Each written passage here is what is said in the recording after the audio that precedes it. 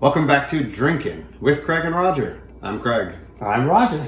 And we are going to take a little bit of a sidestep next to what is so popular right now in Kentucky bourbons and things. We're going to talk about their sibling over in Tennessee.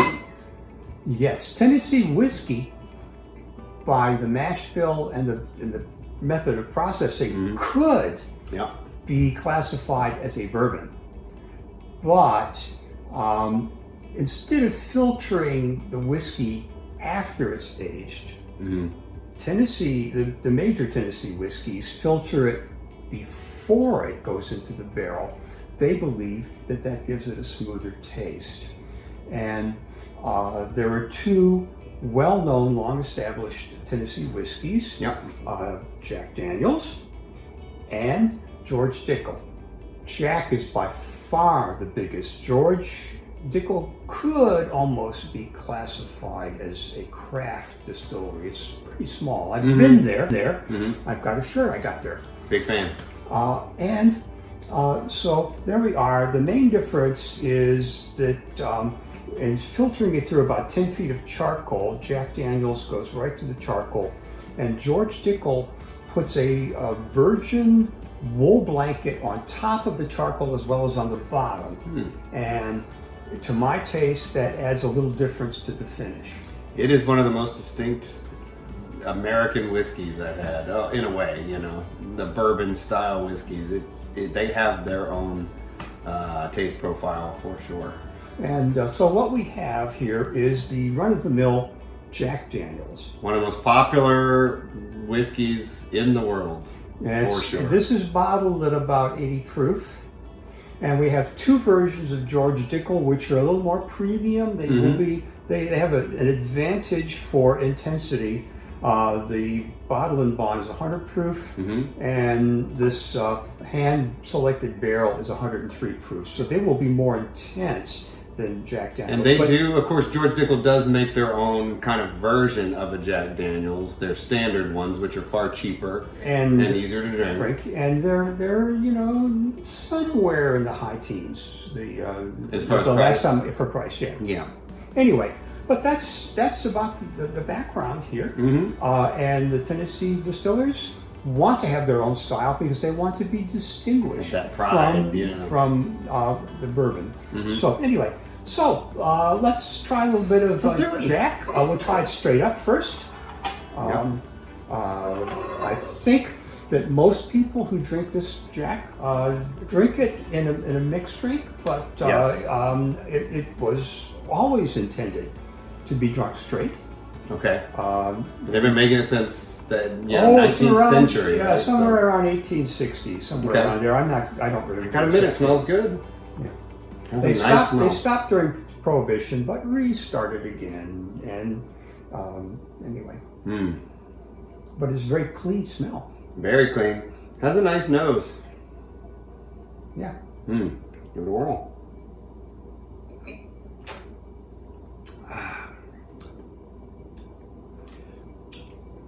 Very smooth, very sweet. Very smooth, very sweet. Not a ton of stuff going on there, but nothing not to like. I mean, there's nothing offensive in there. It's not harsh at all. No, I can see why it's popular. It's a very clean whiskey. Not a lot of extraneous flavors in it. Right. The finish, I think, has a little bit of the grain husk in it, but not much. So I'm not going to knock it. If you're off to a football game and you put this, in a small flask, you can drink this stuff straight, and it's just fine. Absolutely. I cannot knock it at all. But of course, most people are drinking this as part of a Jack and Coke. So we've prepared little highball glasses here. I'm going to put just a tiny bit. We don't need that much. And some ice. And got a miniature little Coca-Cola. Well, we should have used miniature Jack Daniels for this. Do what you can. Miniature little Jack and Cokes. Very good. Cheers.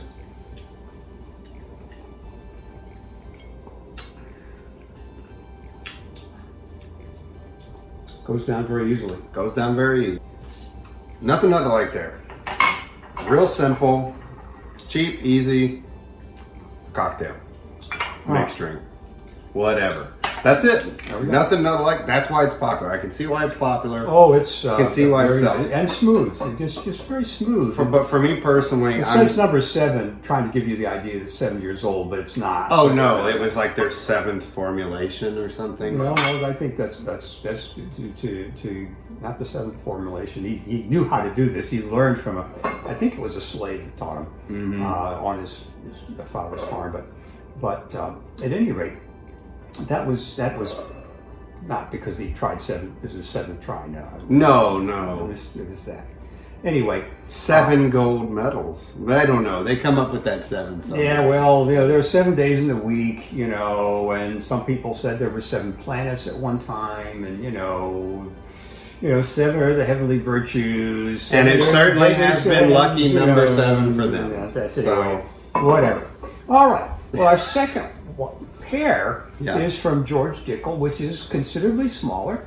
And I have been there. Cascade Hollow Cascade Hollow, yes. Company. And they have a female master distiller now, I believe. They do. And at least the first time we went there was a very interesting woman who was a tour guide. We went back about 4 years later, and she was still working as a tour guide. Yeah. And that says something about the working atmosphere. True. For people to stay that long, because there's a lot of turnover in those positions. Anyway, so this one, a bottled and bond, 100 proof. I think we reviewed this once before. Yep. But 2 or 3 years ago now, it won the #1 new whiskey and whiskey advocate. It was the whiskey of the year. Yeah. And that was with the 13 year. I mean, so you got to mention, this is still just an unbelievable bargain for the age that it is and being a bottled and bond. 13-year aged bottled and bond for, it might be $45 now. In this current climate and market, that's unbelievable. To be honest with you, even though these could be classified as bourbons, the Jack Daniel's doesn't really taste like any bourbon that I'm familiar with. No. It's too smooth. Way too smooth and clean. Too clean. Anyway, and the rye in it is not all that pronounced. Not at all. No, I barely pick up anything, to be honest. And so now we're to George Dickel. Yeah. And it is a good buy. Great buy. I would say if someone thought this was a bourbon, they might, if they were kind of sore, they might want to pay more for it. But I don't believe you're going to feel like it tastes like a bourbon.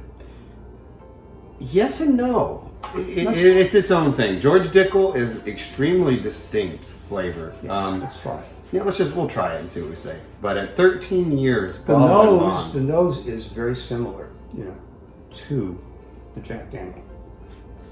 It is in a way. It is. I mean, but it has a lot more behind it. Well, that's just the nose, and that's of course the 13 years. And it's also more intense. It's 100 proof. So. Oh boy. Well, I taste that no problem. Well, that was good. Yes. It tastes to me like a more intense version of Jack Daniel's, but there's more complexity in the finish than I had in the Jack Daniel. Oh, it's wow. And it's that round caramel, taste that you get, from the charcoal is right in the middle. It's got a lot of that. Jack Daniel's, George Dickel, people always say Flintstones vitamins is the big thing. Oh, George Dickel, Flintstones vitamins.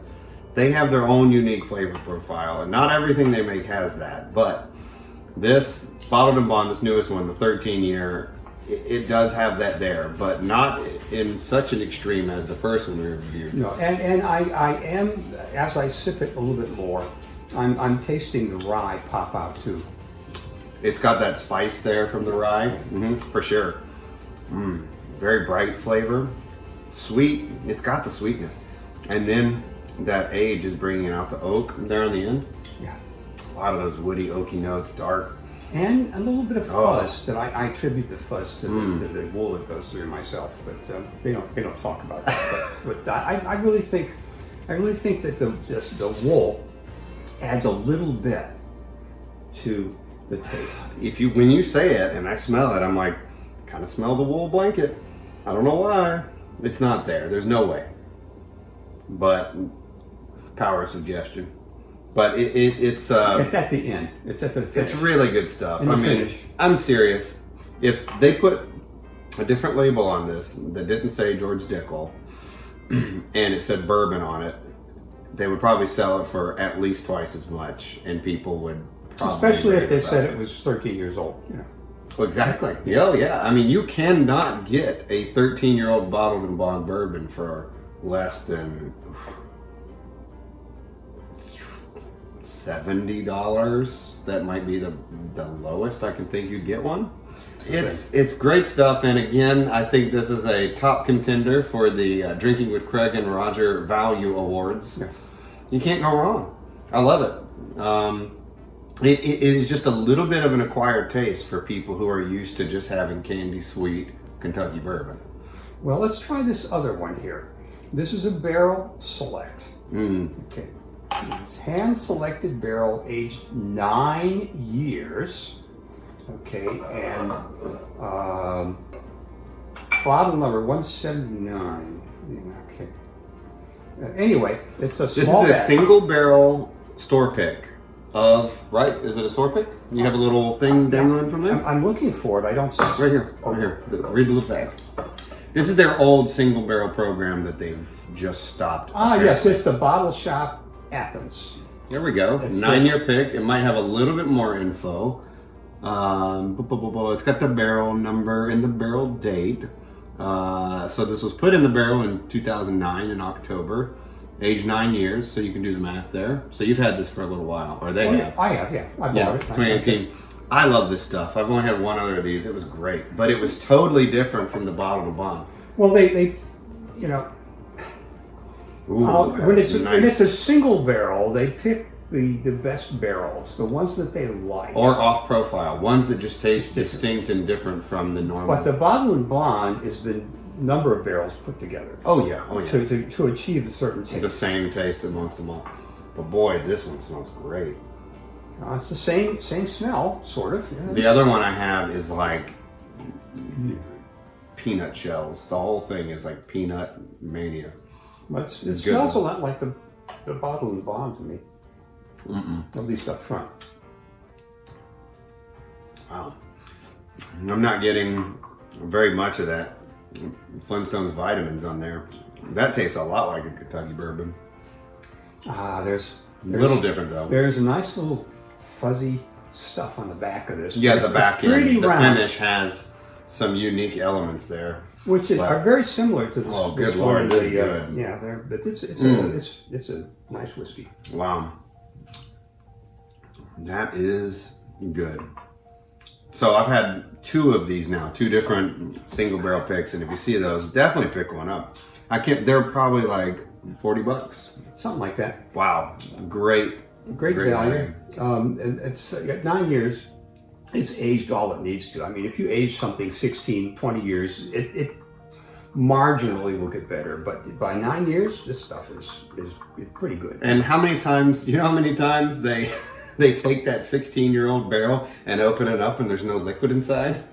That happens a lot. Well, a few times. It evaporates, you know? It continues to evaporate, yeah. And it's not always good at all. Yeah, well, the longer it's in the barrel, the more likely it is to taste like wood, definitely.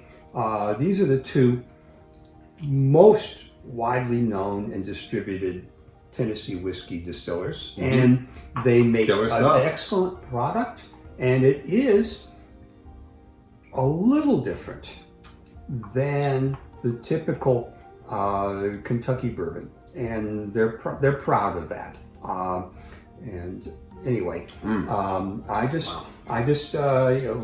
taste all these, even the run-of-the-mill Jack Daniels, and I have to give it a high rating. I think they're all really fine, and I don't think you will be disappointed if you buy any of these.